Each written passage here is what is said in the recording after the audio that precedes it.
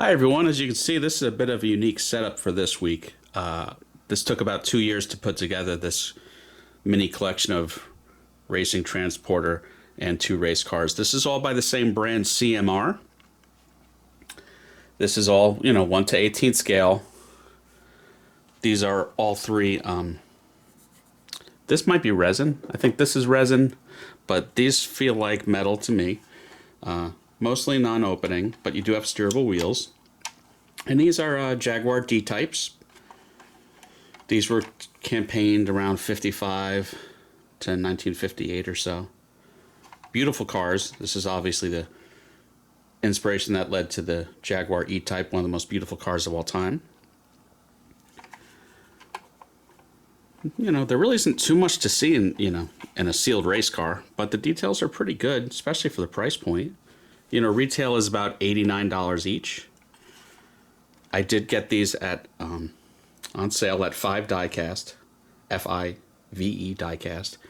Regularly, people do ask me where I get my diecast deals from, and one of these was $39 last week, and the other one I think is $49 or $59. At that price, I'm not mad at it.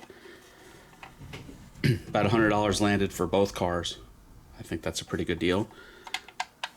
This setup you'd kind of call it a monoposto, which means, like one seat, but you could take this piece off and expose a second seat, which is pretty neat. These cars were campaigned all over the world for the 24 Hours of Le Mans.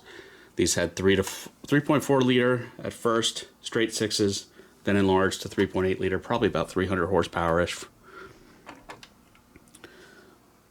Car number 4. Really neat pieces.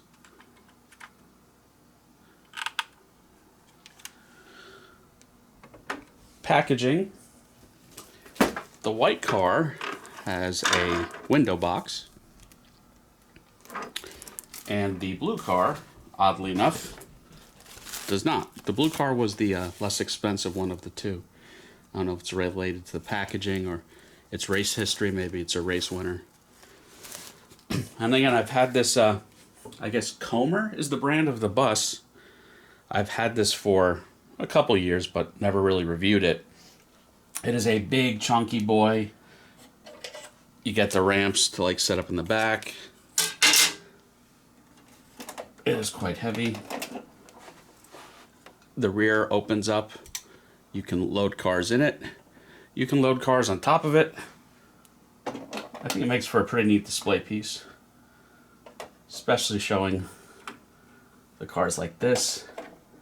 The Comer Transporter is still on sale most places, like CK, who I buy from regularly, and Modelissimo in Germany that I buy from regularly.